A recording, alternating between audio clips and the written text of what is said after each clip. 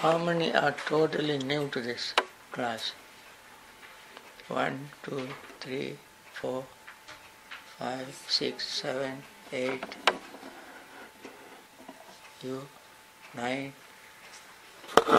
Okay. Now this is little complicated, and those who have been here from the beginning may feel it is bored. It's okay, Bhante. Because I have to repeat some of the things for the benefit of those who came for the first time. We are discussing SammaDitthi Sutta, which you find in Majjhima Nikaya, Sutta number 9. This sermon was delivered by Venerable Sariputta. Sariputta is one of the two chief disciples of the Buddha, and also he is the wisest of all the wise monks. And he expanded short discourses that the Buddha delivered. Venerable Sariputta expanded them. This is one of those suttas that Venerable Sariputta expanded. Buddha has not delivered this sutta in this form, but Venerable Sariputta combined two major teachings of the Buddha, the most important teachings. What are the two most important teachings of the Buddha? Four Noble Truths and the dependent origination. We study these two separately.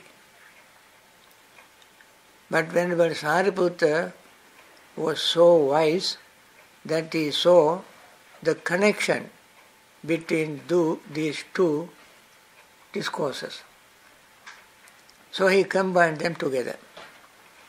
And therefore he explained four noble truths in combination with the dependent origination, and he started explaining right view, SammaDitthi. I said at the beginning, Ditthi is view. If it is wrong view, that is called Micchaditthi. If it is right, it is called SammaDitthi. Now, Ditthi means seeing, coming from the root drish, Sanskrit darshana, Pali dasana. And Ditthi is the past participle, and it becomes a noun. And so, right view is explained by Venerable Sariputta in 16 ways. When he combined the right view with dependent origination, he made it into 16 categories. 16 categories. Those who know the dependent origination, I believe most of you know dependent origination. At least you must have heard it. Dependent origination has 12 steps. Venerable Sariputta added 4 more to make it 16. And then explained right understanding. I prefer the word right understanding to right view, because right view has a limited connotation, limited meaning. Right understanding has complete, wider meaning, because understanding is the opposite of avidya. Avidya means ignorance. Opposite of ignorance is understanding, knowing. So, Venerable Sariputta explained it in the way how to understand the truth. He explained another very beautiful discourse called Dhammacakkappavattana Sutta, and he explained it in another discourse called Satya Vibhanga Sutta. That is what Venerable Sariputta was very smart. That's how he's smart. So anyway, we discussed right understanding, 6 categories we discussed. What are the 6 categories? Number 1, understanding what is right and its root. Understanding what is wrong and its root. In Pali it's called kusalancha pajanati, kusala moolancha pajanati. Akusalancha pajanati, akusala moolancha pajanati. Moola means roots. So this is the first category. And at the end, he said,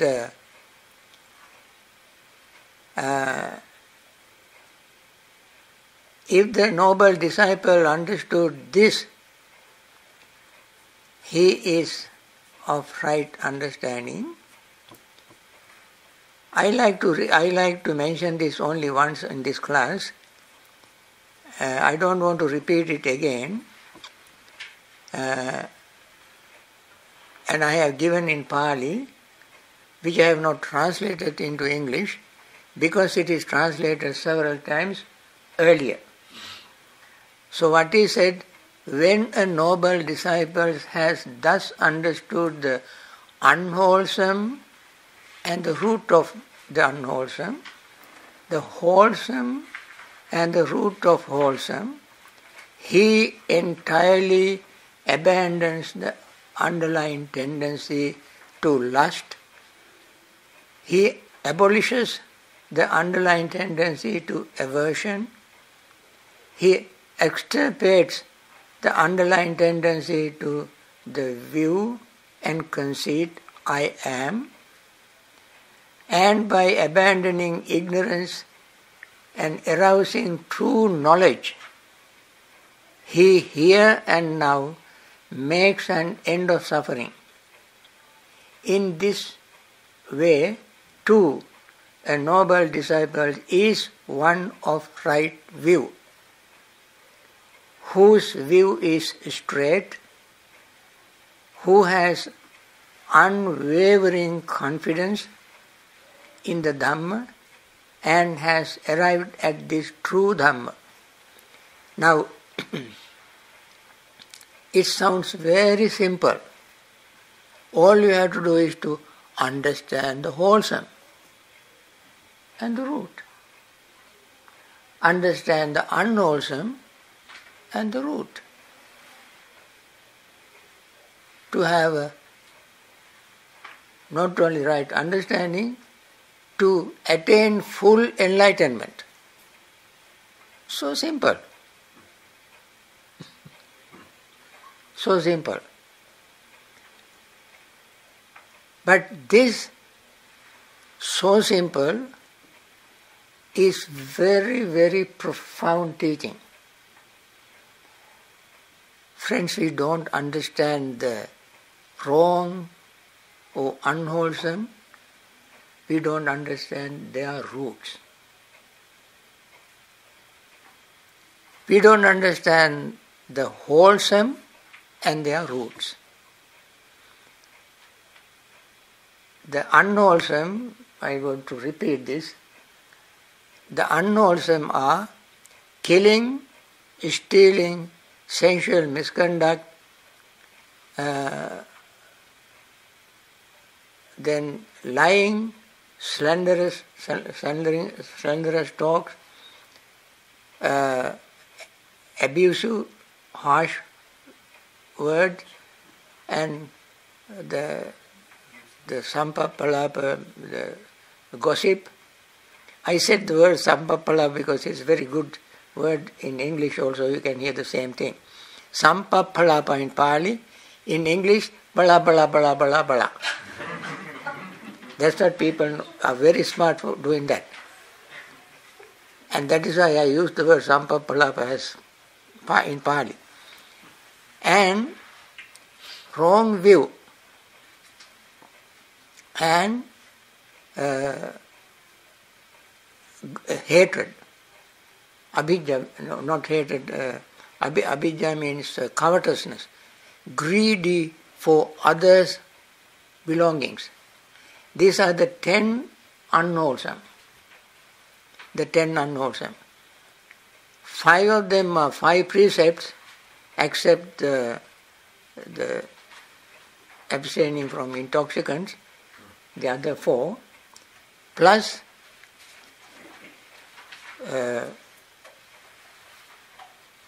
what do you call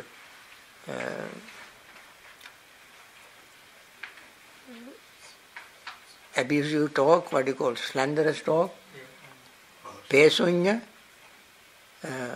parusavaja, sampapalapa, musavada. These 4.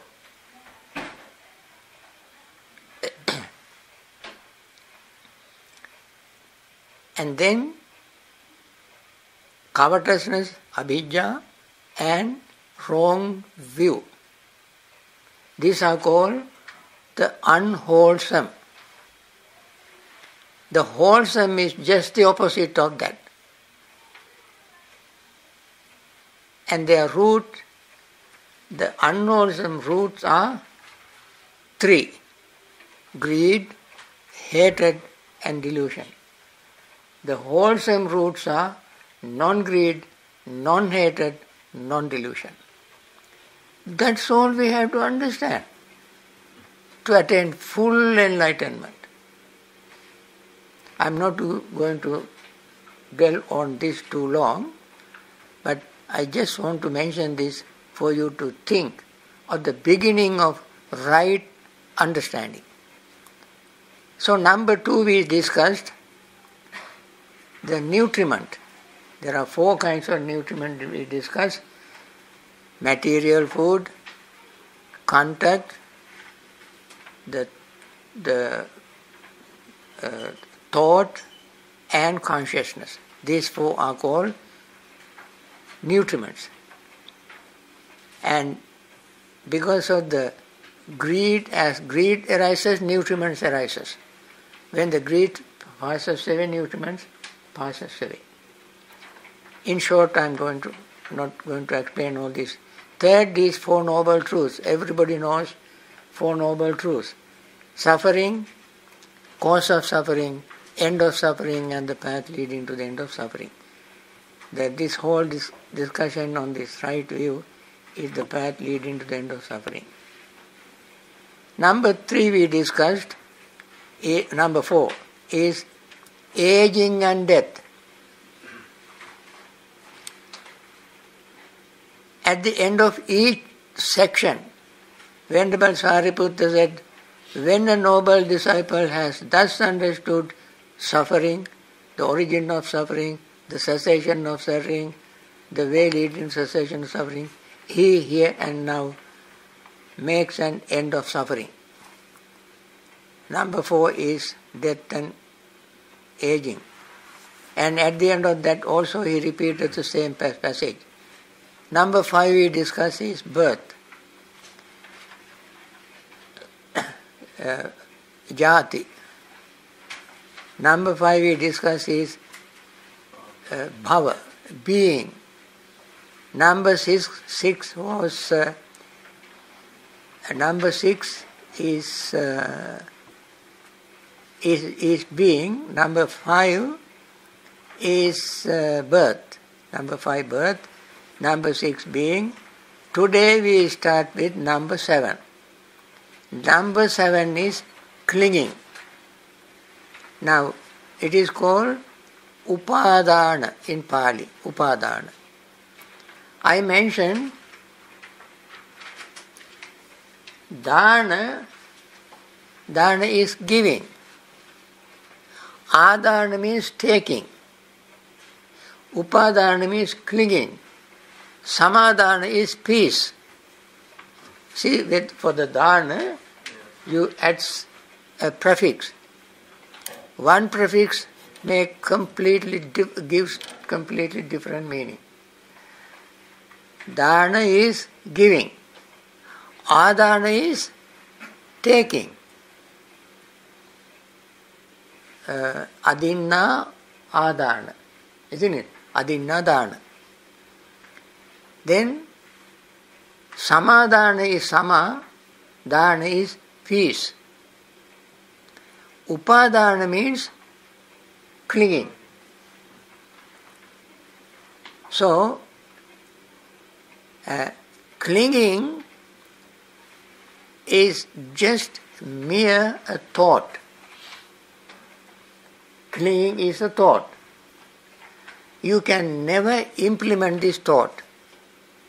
Can you? Nobody can implement upadana, right? It is the thought just in our mind.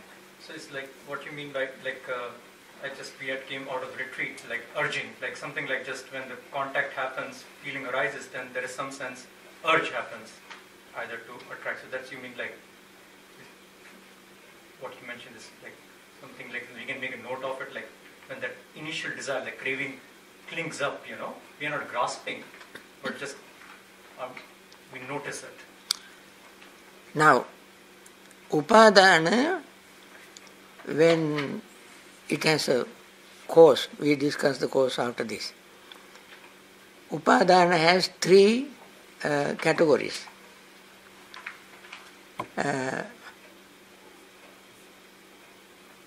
Let us see the categories of three categories. They are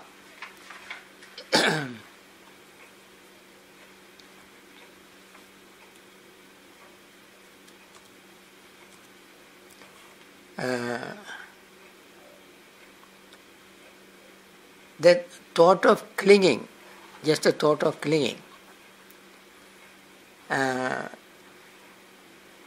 And if a disciple, Venerable Sariputta said, when friends and noble disciples understand clinging, the origin of clinging, the cessation of clinging, and the way leading to the cessation of clinging, in that way he is one of right view and has arrived at this true Dhamma.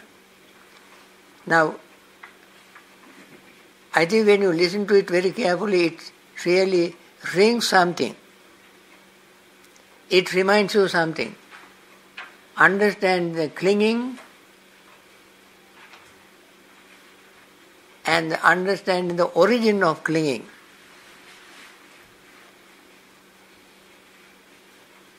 And the cessation of clinging.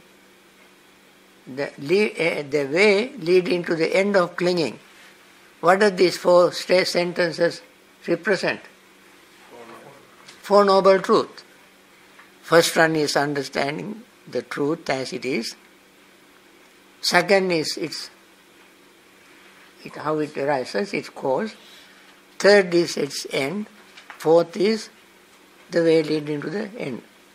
Now, then Venerable Sariputta asks these monks, his fellow bhikkhus, and what is clinging? What is the origin of clinging? What is the cessation of clinging? And what is the way leading to the cessation of clinging? See, his teaching is so precise, so clear. Once you listen to it very attentively, you remember it. That is how they taught the Dhamma those days. Now he explained it with little detail. There are these 4 kinds of clinging. What are they? Clinging to sensual pleasure. Kama upadana. In Pali, upadana. Kama upadana called kamupadana. Then clinging to views. Ditthi upadana. It is sometimes called dittupadana. Clinging to rules and observances. Silabbatu upadana. Silabbatu upadana. I will explain this. And clinging to doctrines of self. Attavadu upadana. Now how many upadanas? 4. Kama upadana, clinging to sensual pleasures. How many kamas are there? 6. Panchakama upadana. We always talk about panchakama. What are the panchakama? Eyes, ears, nose, tongue and body. We desire to enjoy pleasure by seeing. How many things we see? From the moment we got up in the morning, thousands of things we see. Each time, if we see something we like, mind has a desire to hold on to it and has a wish, how nice if I have this. That is kama upadana, clinging to what we see. Friends, we normally don't think about it. When we think about it, how many trips we make to various places to see. Niagara Falls, how many times you went? How many times you went to see planetarium? How many times you went to see various ancient ruins? Egypt, pyramids, Niles, Amazons, animals, people. Trillions of things are there in the world that we like to see. And each time we want to see them, there arises a desire, and after seeing them, more desire arises to hold them. And sometimes when you go to certain places, places are so beautiful, you cannot go away. You cannot leave that place behind. You want to see. Some people, dancers, acrobats, Olympics, you want to see again and again and again, and games, all kind of games. You want to see again and again and again. Kama upadana, desire or clinging to that particular thing we see with our eyes. And that is why Buddha said, Chakkumbike piyarupam sāsarupam ettesa tanna uppajjamana uppajjati. Eyes are pleasant and desirable, and craving arises in the eye. So, we cling to that. I tell you just in short, you can fill it in with all your other details whenever you think something. Then hearing is another upadana, panch upadana, out of 5. Hearing. How many things we hear? So many music, classic, modern, rock and roll, whatever name you give. Music, talks. You go to even Dhamma talks. Go to this talk, that talk, this talk, that talk. How many times? You kind of like to listen to most of people like to listen more of gossip. talking about this person, talking about that person, dress, talking about that person, height, and taste and so forth and so on, talking about people. Gossip. Hearing. Music, talks, necessary, unnecessary, all we want to hear them because we like them. We like them. We don't want to learn anything. He's a good speaker, let us go there. Just because he speaks very good, very well, very erudite speaker, go there. Hearing. Music also like that. And then smelling. Smelling kama upadana. We smell so many things. We smell food, we smell flowers, we smell perfumes. Some people even smell, especially children, smell the paint thinners, magic markers. Why they smell? To get kick. By smelling, children get kick. Go to hardware stores, open paint thinners and sniff. They get kick. And they attach to that. Upadana, clinging. Worse is taste, tongue. All kind of food. I don't have to name because it will be like an encyclopedia if I were to name all this. So many type of food. All over the world. Go to this restaurant, this country, that country, this food, that food, Italian, Chinese, Malaysian and so forth. All food. So, that is upadana. Then the body. We have all kind of pleasures with our body.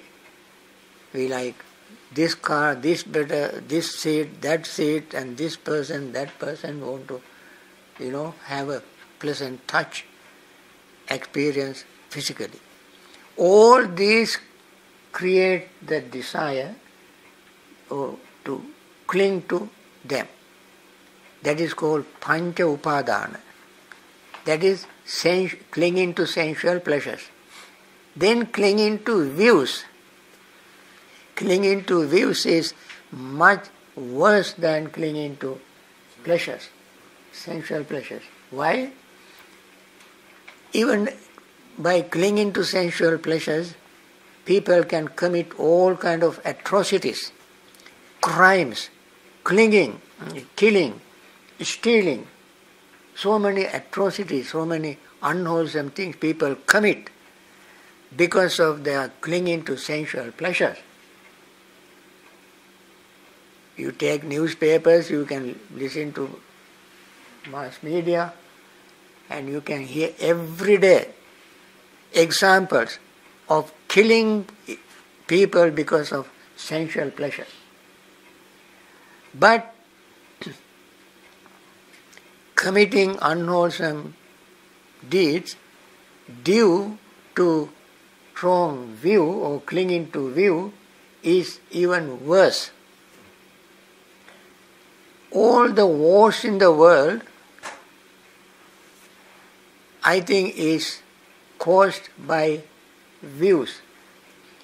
First World War, Second World War, how many millions of people were killed in the Second World War because of the wrong view, holding to view, my view, our views, political views. People cling to them, and therefore they commit all kind of unwholesome things. Clinging to views, then clinging to rules and observances. This is called Sila Vata Paramasa in Pali. Sila Vata Paramasa. Sila means Sila actually means morality,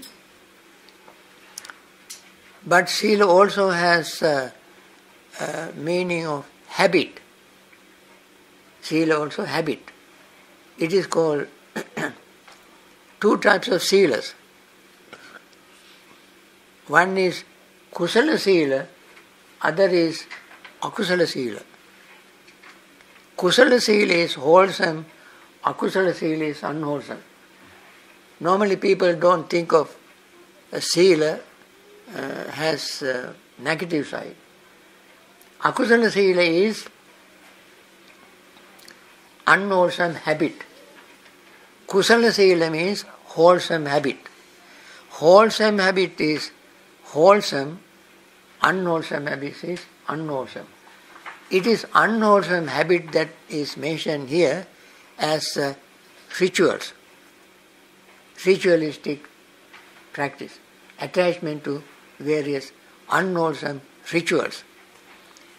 I don't have to mention the number of unwholesome rituals that we all perform unnecessarily. So, why we are clinging to them? We cling to them. Then observances means vata.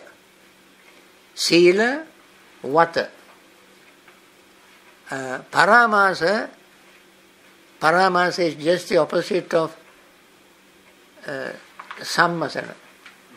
Sammasana and paramasana, two words. Sammasana means reflection. Paramasana means attachment. Paramasana. Therefore it is called sila, vata, paramasa. Attachment to unwholesome rules and rituals. That is one clinging. And the fourth kind of clinging is called clinging to doctrines of self. That clinging is the most difficult to give up. Most difficult to give up. Clinging to self. Doctrine of self. The teaching of self. Philosophy of self. Not just belief. It's a philosophy, doctrine, and this doctrine, this philosophy is explained in Brahma Jala Sutta in Digha Nikaya, Sutta number 1, 62 different types of views, doctrines on self, 62. All depend on notion of self. And the most difficult clinging to abandon, give up.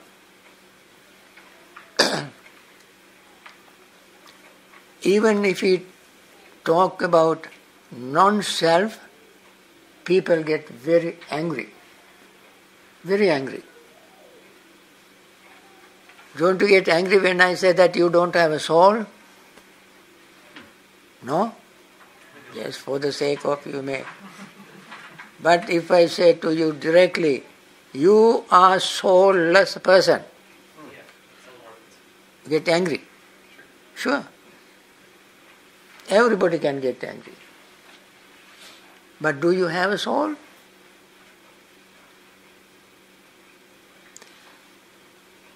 I don't want to argue with you because you are clinging to that.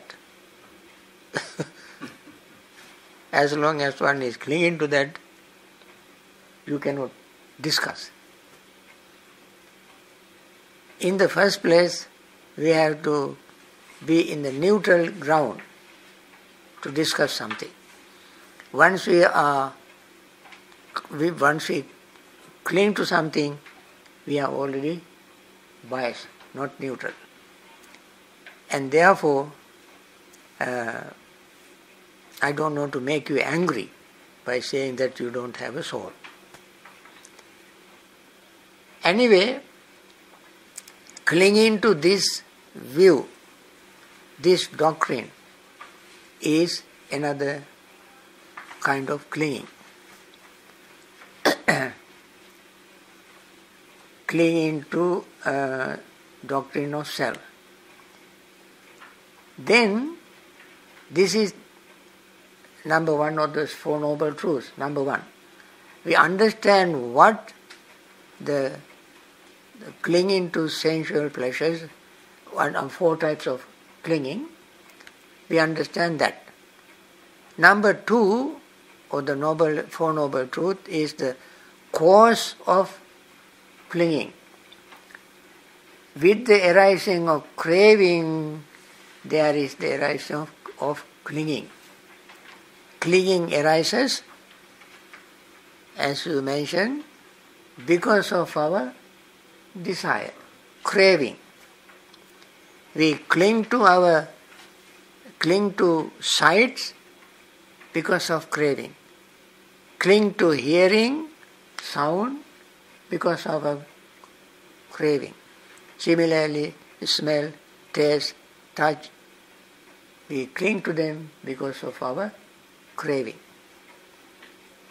So, arising of craving arises clinging.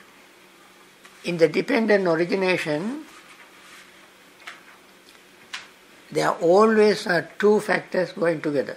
When one arises, the other simultaneously arises with that. When one arises, the other simultaneously arises. When one ceases, other simultaneously ceases.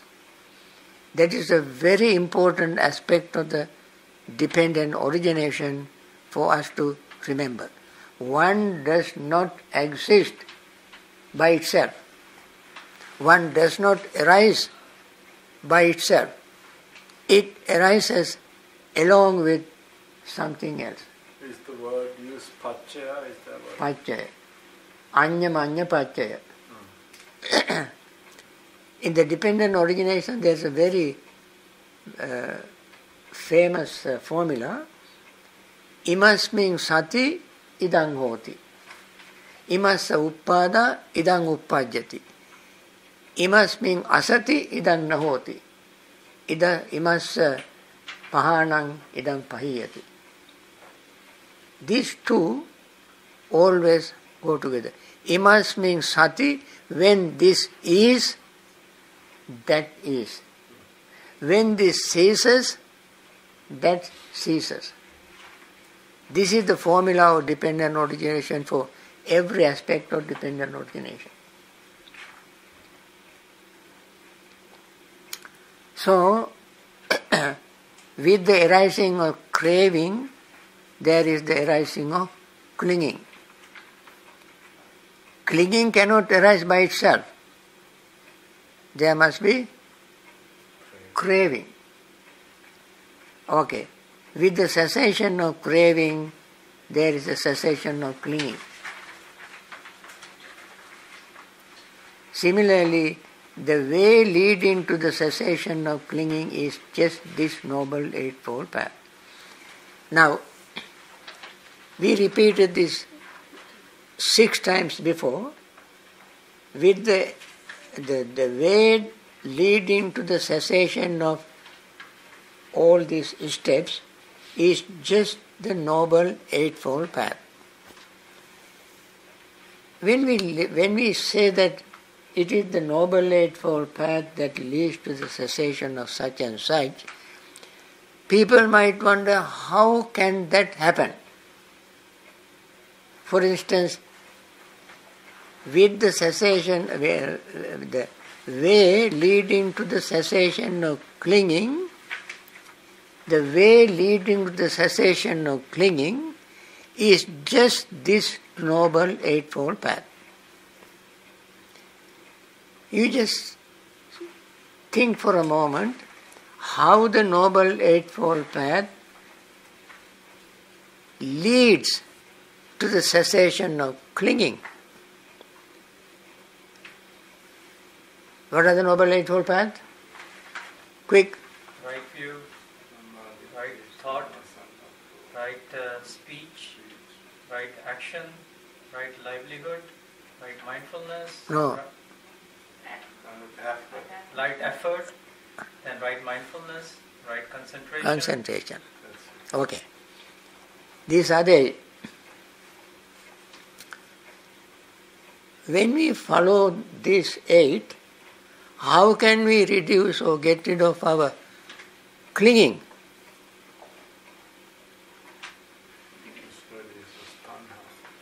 Because we need to wholesome, like we focus, like craving, we realize it, and we may want to stop ourselves. Like suppose some unwholesome thought arises, then we want to restrain ourselves. You see, I give you an example. Instead of torturing the mind, asking all kind of questions that you have never thought of the answer. Since I have thought of the answer, I ask the question. So let me give you my answer. Say for instance, right view, first one, or the Noble Eightfold Path, right view.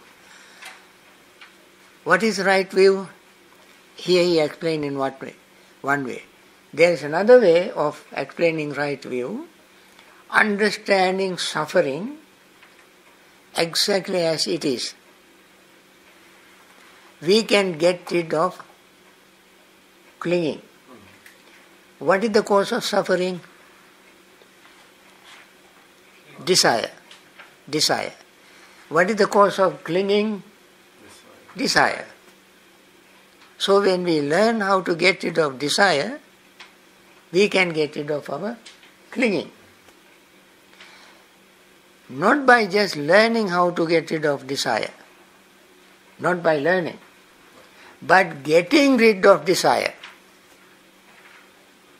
we can get rid of our clinging. Can we get rid of our desire?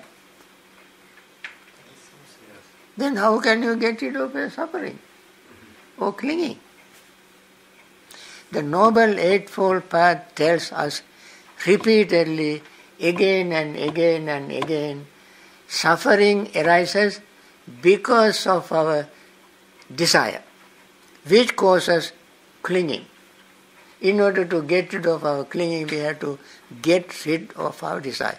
Not getting rid of our desire by theory, by discussion, by contemplating, by meditating, but by just getting rid of it. We have to get rid of desire in order to get rid of our suffering. That is the very first principle in the Noble Eightfold Path. Noble Eightfold Path is not something to repeat, not something to discuss, not something to write books, not something to show our knowledge. Noble Eightfold Path is something to put into action. That is the very thing we don't do. How can we get rid of our suffering? So, now we are learning the theory, but in reality, this is exactly what we have to do. Meditation. 3 of the aspects of the Noble Eightfold Path belong to meditation. Right effort, right mindfulness, and right concentration then lead to understanding. Now, without effort, we cannot concentrate, cannot practice mindfulness. Without mindfulness, you cannot practice concentration. These two go together. Mindfulness and concentration go together. They are called Gunaratana. So therefore, every time we meditate, we must learn how to go to the root of our suffering. What is the root of our suffering? Root of our suffering is not understanding the root of Dhamma. What is the root of Dhamma? Impermanence. Root of Dhamma is Dhamma dhatu. Buddha called it Dhamma dhatu. The law of Dhamma is impermanent. Dhamma niyama. Established Dhamma is Dhamma titi, impermanence. Impermanence is explained in these three terms. It is root of Dhamma, it is the law of Dhamma, it is the established Dhamma. Although we don't just joke about it, we just joke about impermanence. Impermanence is the thing we have to learn. Impermanence is the thing we have to comprehend and deeply involved in it. That is the very thing people don't like to do. So, understanding impermanence exactly as it is right understanding. Among the Noble Eightfold Path, number one is right understanding. Right understanding is the understanding of impermanence, anicca, understanding of dukkha, anatta, dukkha, suffering, understanding of selflessness, anatta. So, if you take Noble Eightfold Path, each step separately, and very critically, analytically try to look at it, you can see how Noble Eightfold Path leads to the end of suffering. Our understanding of the Noble Eightfold Path is very, very superficial.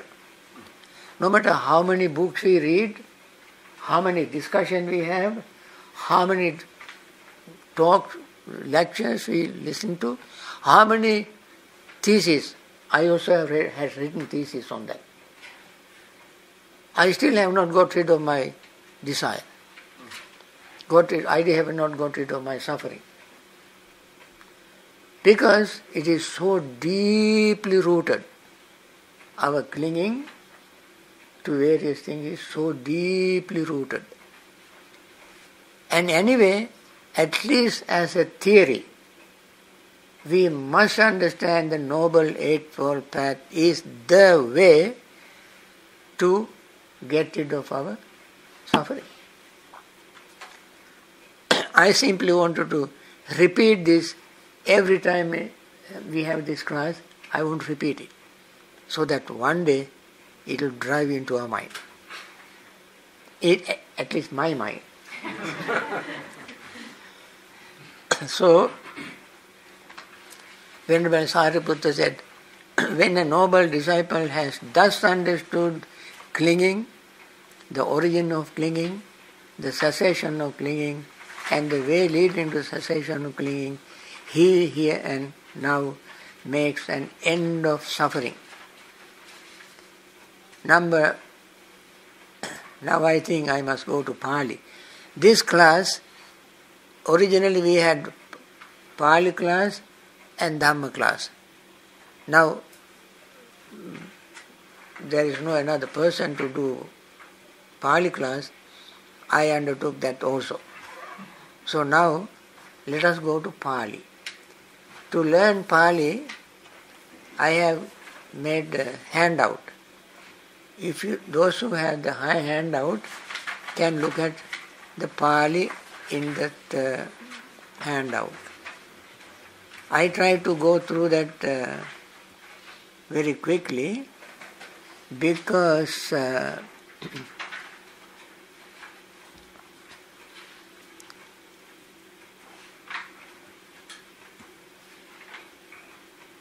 okay.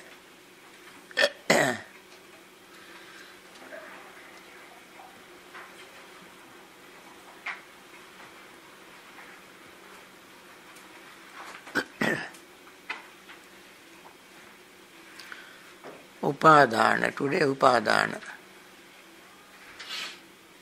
You can see the beginning of the sentence, beginning of this section. Sadhavu soti kote bhikkhu Ayasmanto Sariputtasya bhasitang abhinanditva anumoditva Ayasmantang Sariputtang uttarim panyang apuchung Siyapana uso anyopi pariyayo yata Aryasavako SammaDitthi hoti Ujugata ditti dhamme avecca prasadena samannagato agato imang saddhammanti. That passage I explained earlier. The word sadha also I have not explained.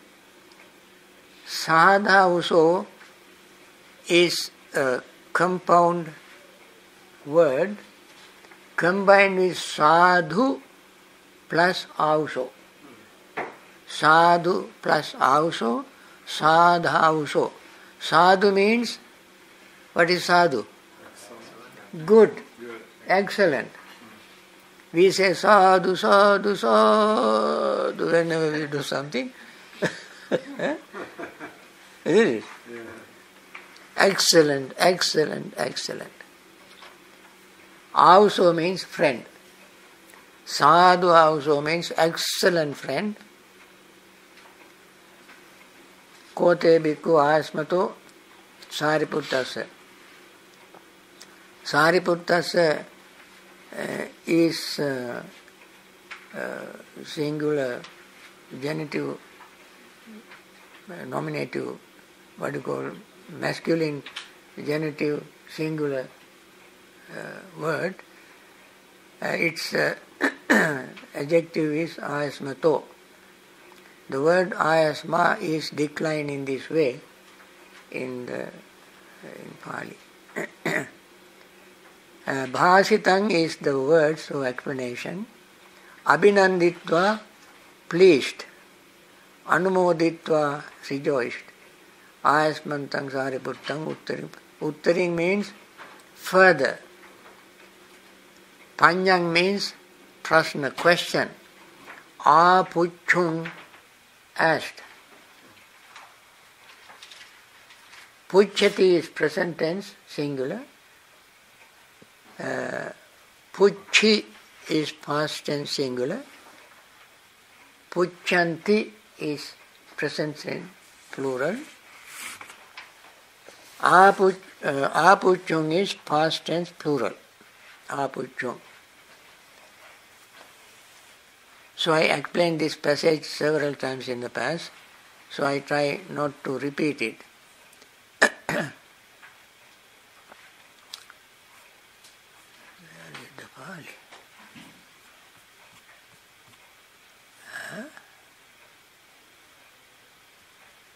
I'm looking for Pali.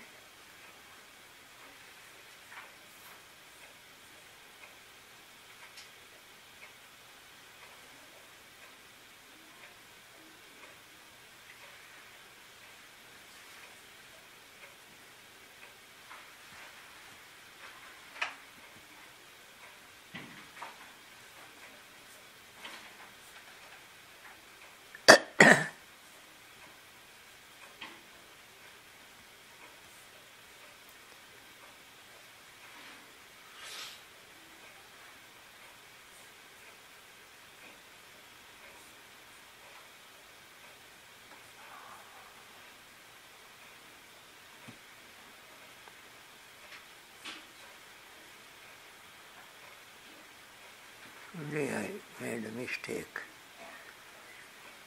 I didn't go to the Pali. Trilinear translation. What do you want to use your? Okay. This. Okay.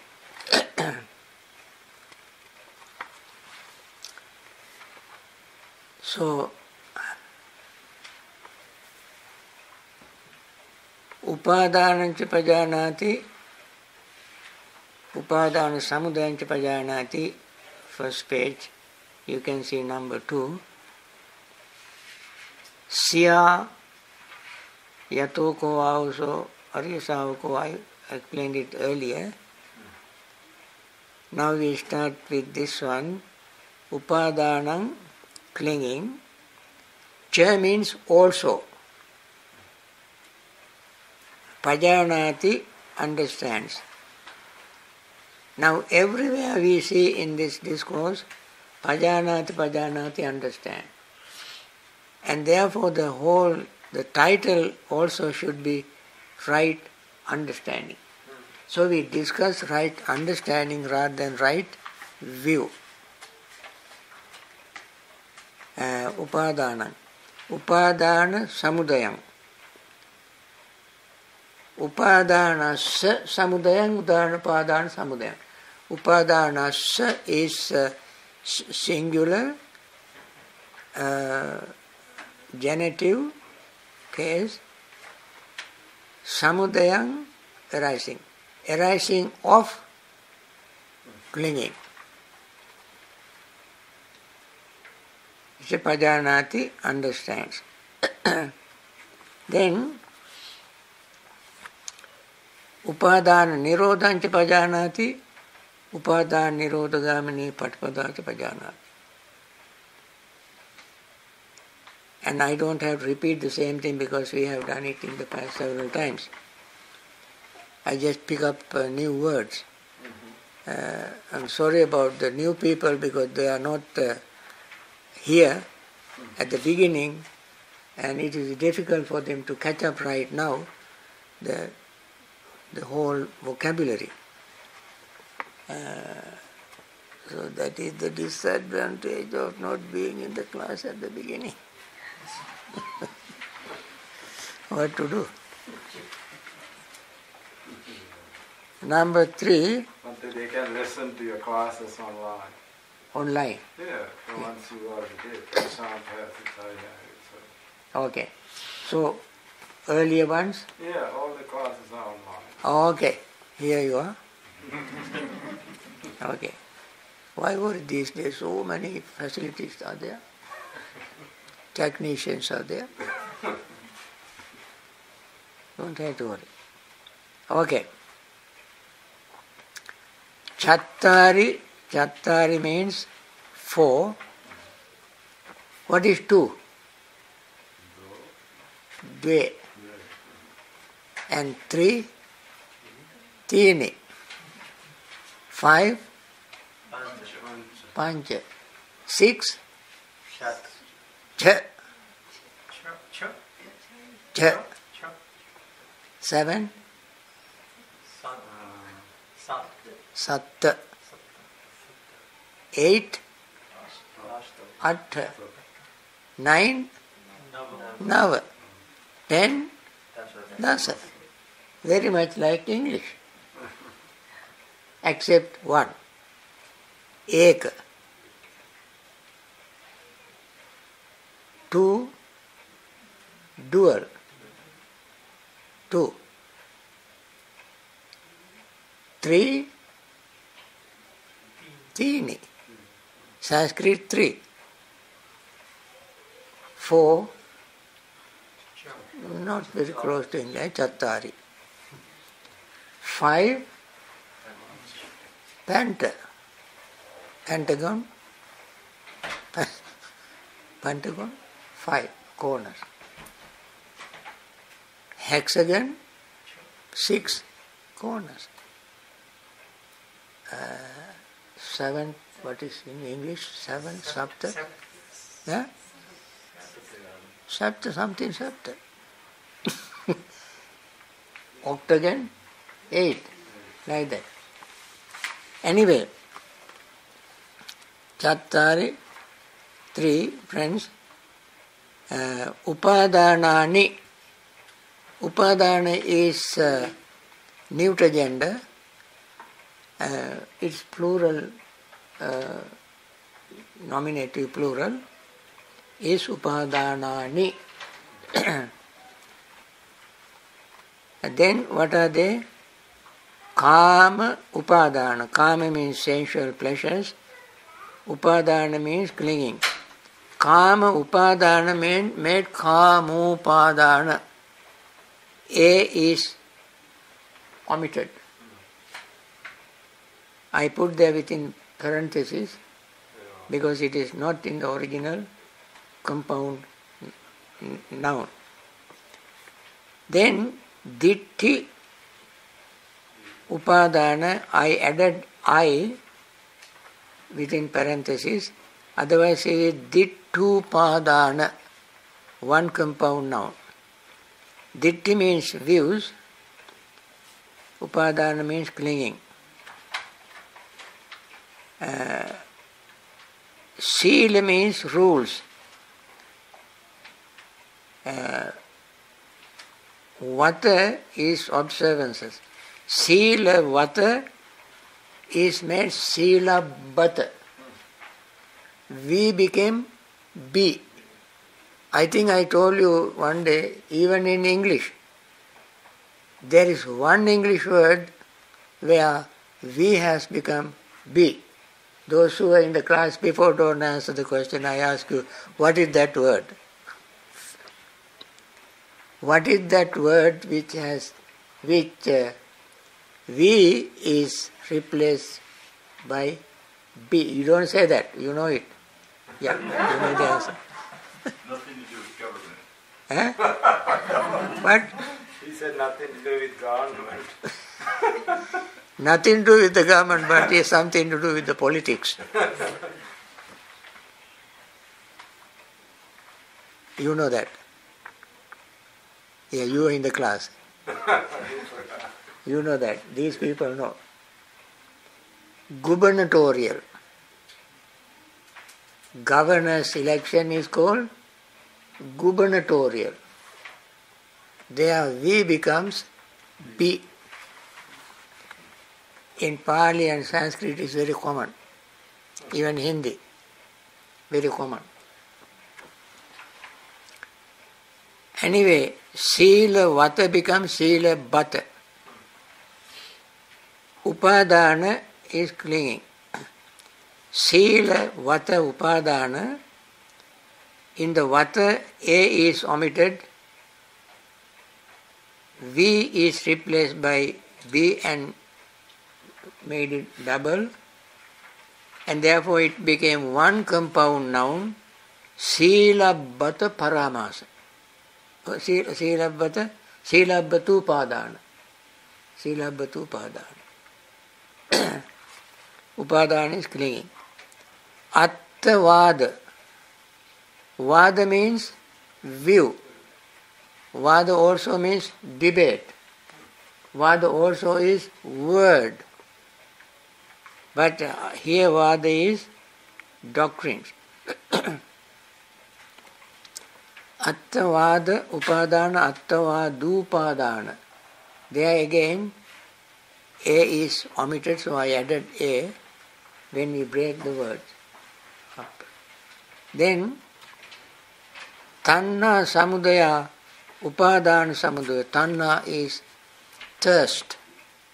The closest English word is thirst or craving. Samudaya means arising. Now, Samudaya is with arising. Samudaya is arising.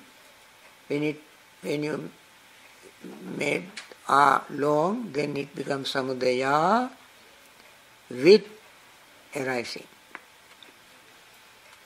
Upadana. Samudayo is arising.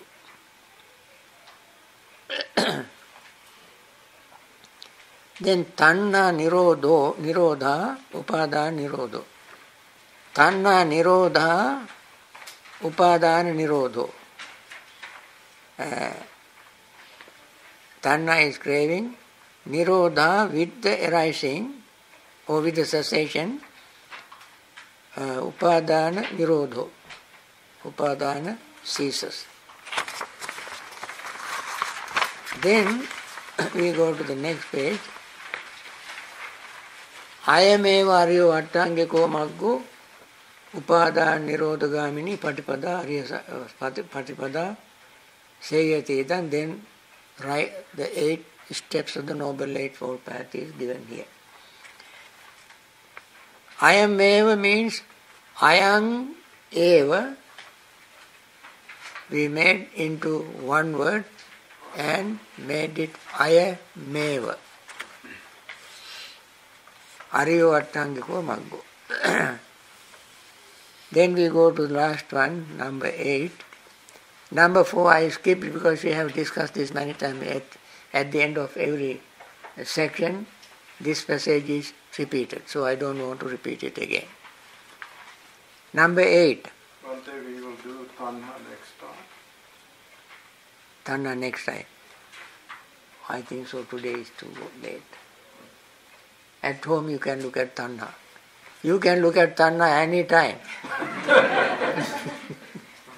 Because it is with you all the time. Right? Yes, sir. Yeah.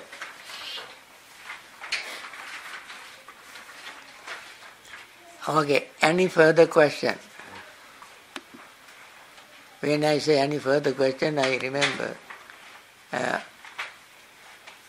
there was a little boy who came here. I tied him a string on his wrist. Pirit Nola, prime string. He is only 4 years old. He went to Montessori school. And then other children came around and asked, what is this? What is this? He said, the thread, the monk tied on my wrist. Then they asked him, how come? This is to protect me from evil spirit. Then other kids asked, how come? How come? They always ask, how come? This child doesn't know anything else. He said, any further question is against my religion.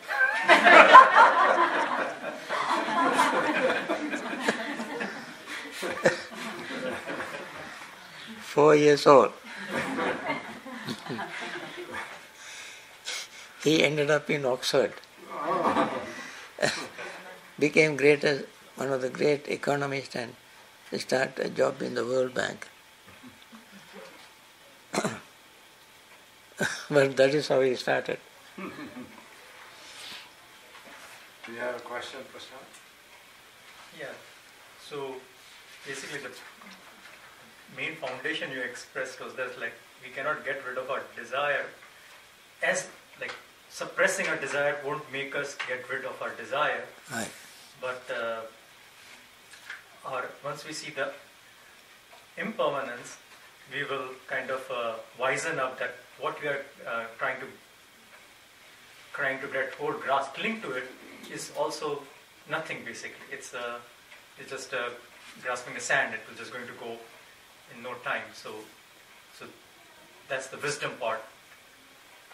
We need to grasp it. That because of the wisdom, we will let go of that clinging. Otherwise, we won't never let go of that clinging. Very true. It is called Sabbe Sankhara Aniccati Yada Panyaya Passati Atani Bindati Dukkesa Maggo Visuddhya. Seeing all conditioned things with wisdom.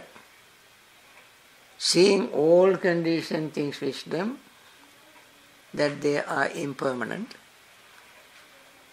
Or, let me put it another way.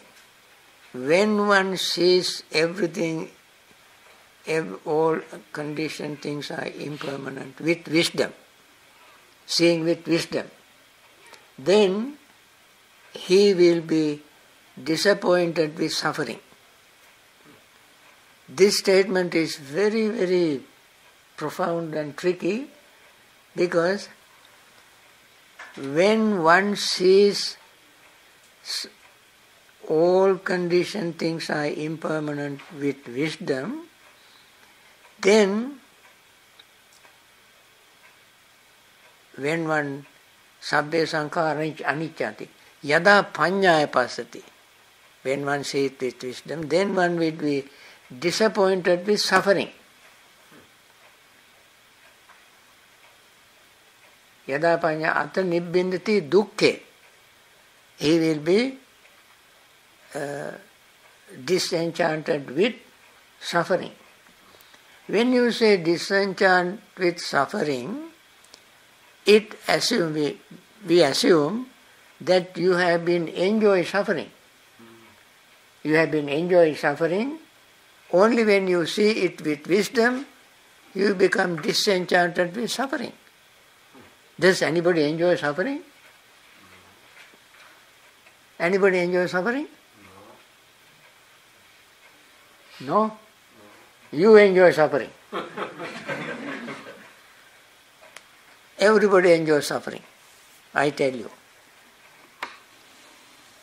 I tell you according to the Buddha's teaching. Everybody enjoys suffering because suffering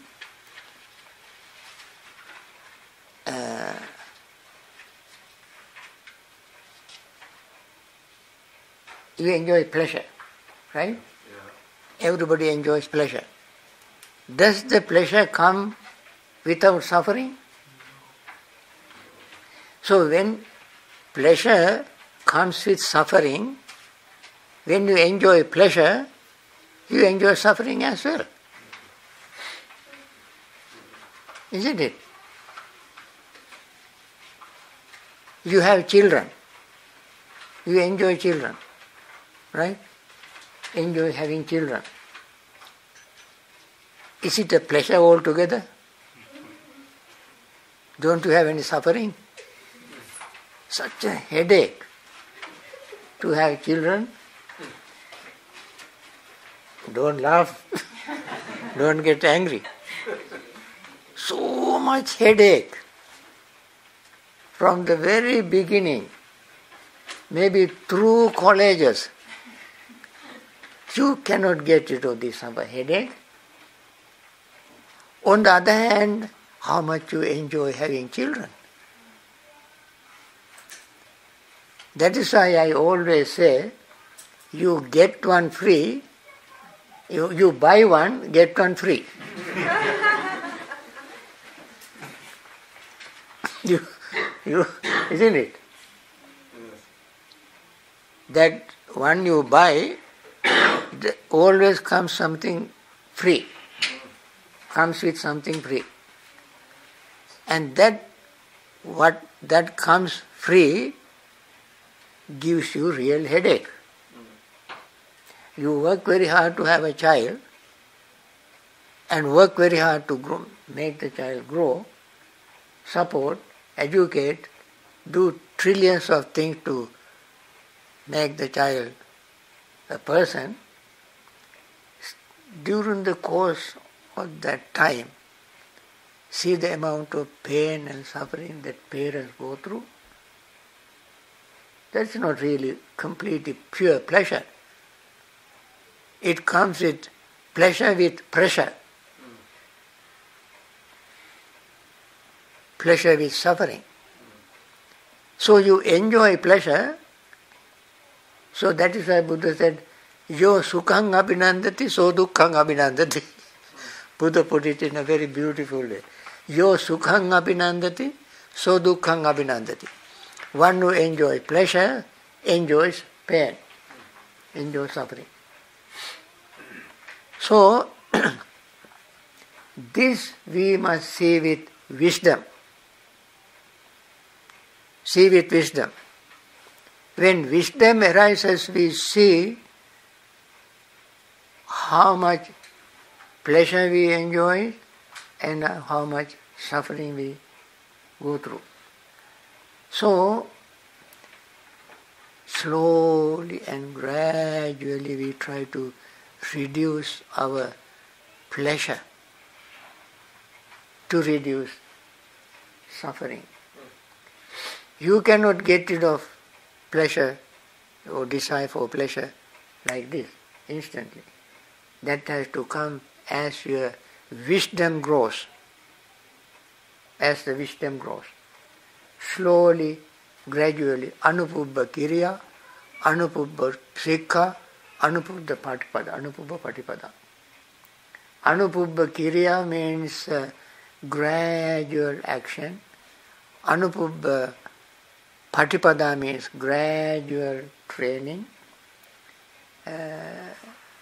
Anupubba sikha means gradual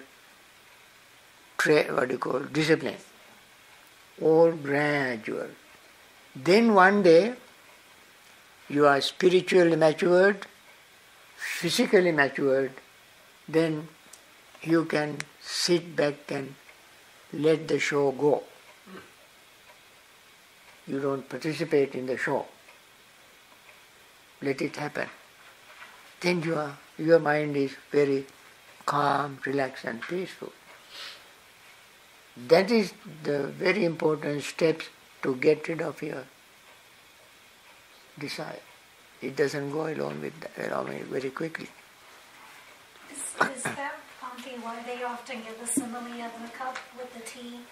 That when you're in mindfulness and meditating, you're concentrating on the tea, trying to make it steady, much like the mind, but until you put the cup down, that tea will not be steady?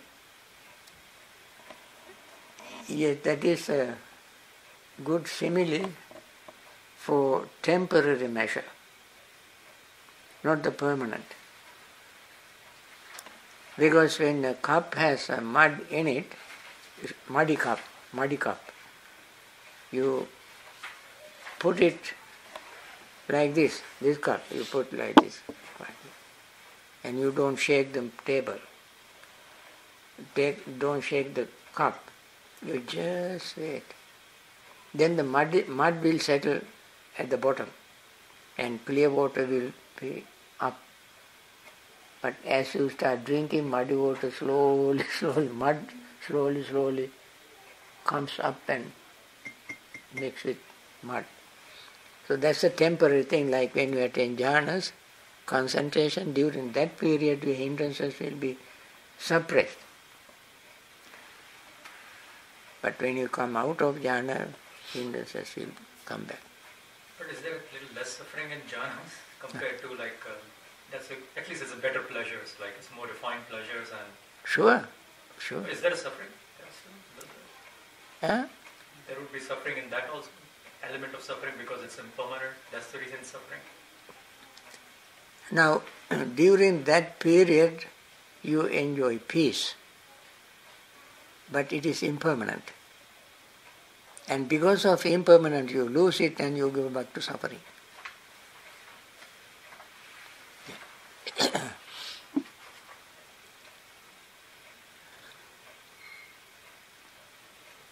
I have a question, one last question.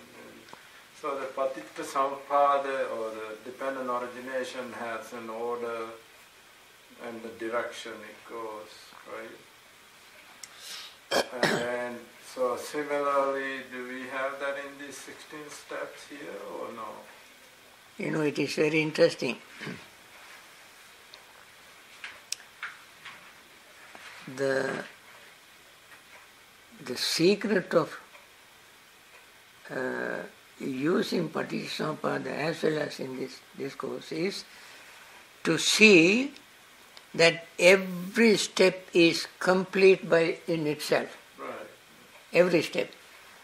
In these 16 steps, if we understood one of them, one of the 16 is enough for you to attain full liberation. Dependent origination also like that. That is what he said here. If we understand dependent origination, one step, for instance, avidya paccaya sankhara. If we understand avidya, ignorance, that alone is enough for you to attain full enlightenment.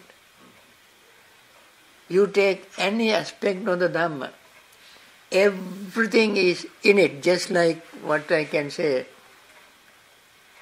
If you take one drop of water from any part of the sea, that drop has the taste of entire ocean. What is that taste? Salt. Similarly, in the Dhamma, any part, if we take any part and understood it exactly as it is, you can get full liberation.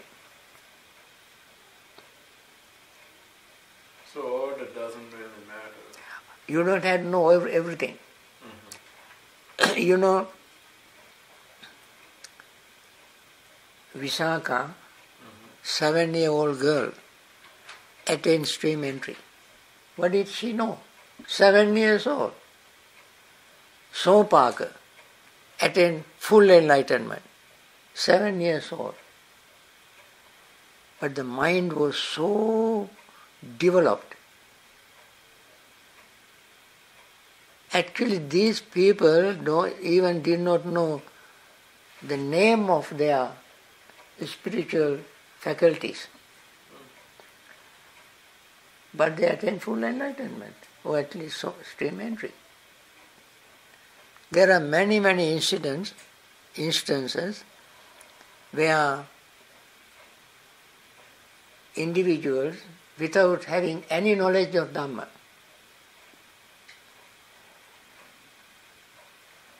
understood the truth and instantly attained stream entry. So, we are, loaded with information, loaded with suttas, so many discourses we learn. Our mind is cluttered with the information. Mind has no space to move to find out something. So much information we have. And still we are where we started. So the wisdom is the factor. Wisdom. Nobody can give that to us. We must be born with it and grow, develop that.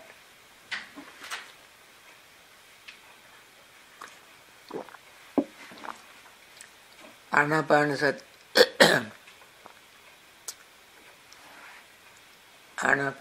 Sutta, there are 16 aspects or 4 tetrads and so forth.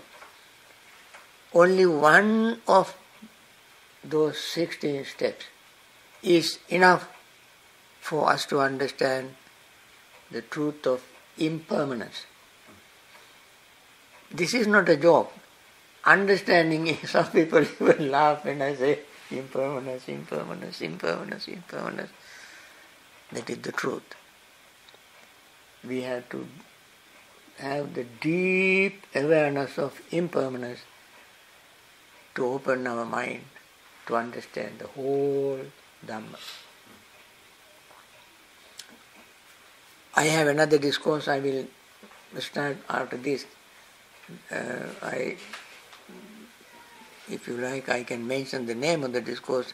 Sutta number 149 in Majjhima Nikaya. It's called Mahasalayatanika Sutta. Mahasalayatanika Sutta. Chakkum bhikke ajanang apassang yataha bhutang. That is how the discourse begins. Chakkum bhikke janang passang yataha bhutang. And so forth he went on saying, when you understood this one thing, then you would understand the entire 37 factors of enlightenment. Only one thing you have to understand. Then all the 37 is on the open. You understand?